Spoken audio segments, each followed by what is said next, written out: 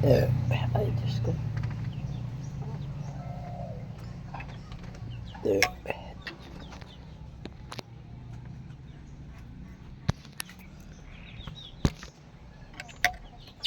Magandang tanghali, everyone.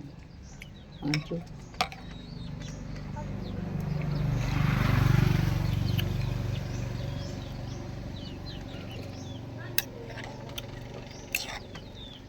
Ang tatanong ko sa inyo guys,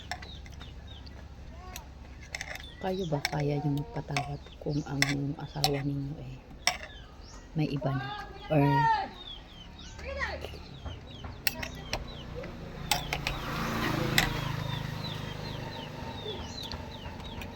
may iba siya? Parang tumikim ng ibang putahe ba?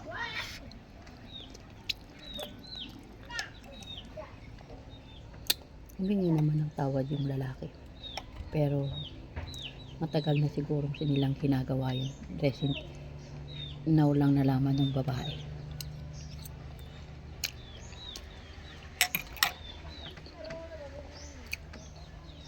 Na meron yung asawa niyang guy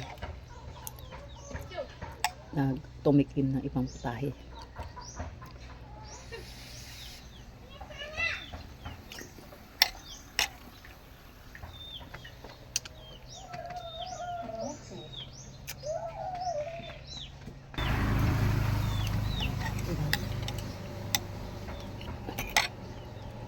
Siguro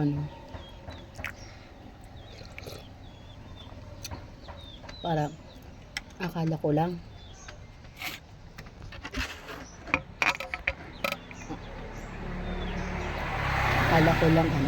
akala ko lang sa pelikula ko lang napapanood. Pero ito na is true to life story na pala yung nangyayari.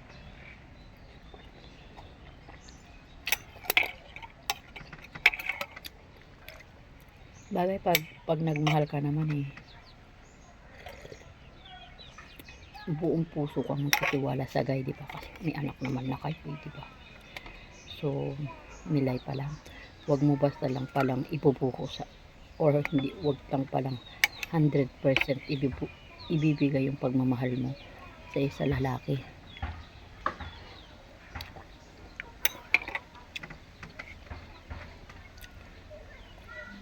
In the end of the day, ko rin naman ang masasaktan diba?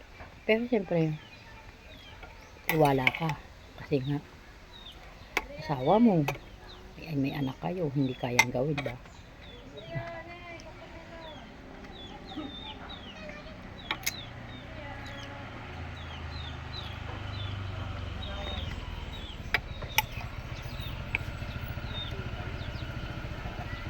Nakangiit ka mo.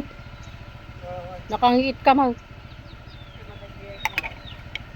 Hindi, di ba? Parang hindi kayang.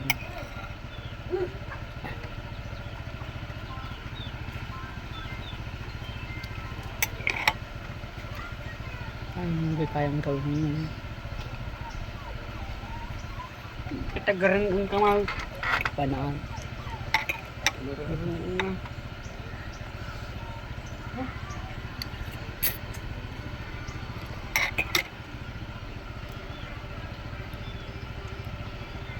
Wala nagkakaipalag dyan.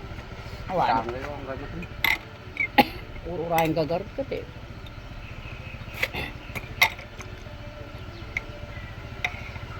bagay.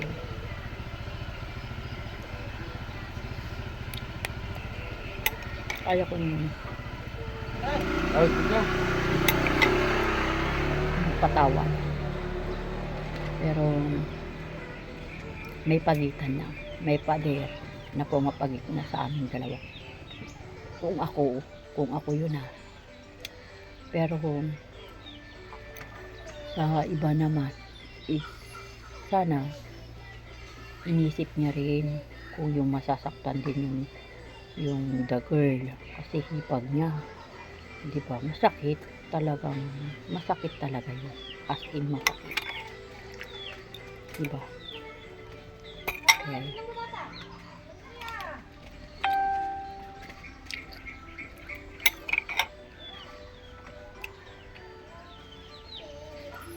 Masakit. Talagang masakit. Pero, bagay pa rin, hindi naman tayo pare-pareho.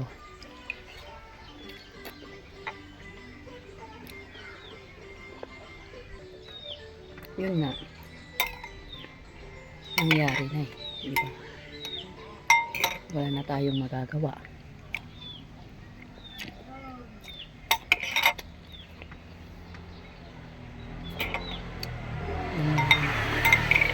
Mabait kaya yung lalaki.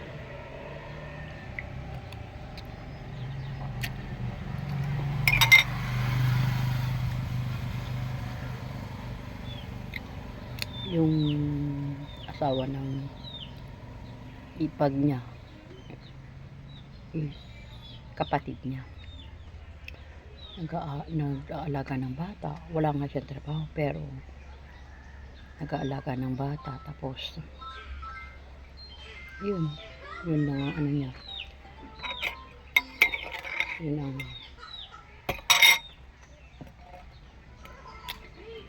ang balik ko.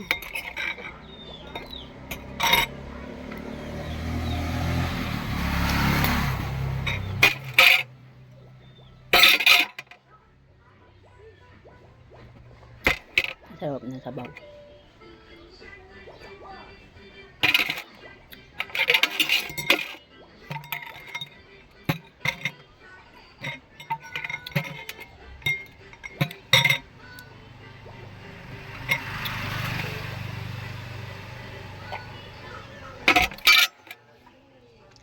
Salamat.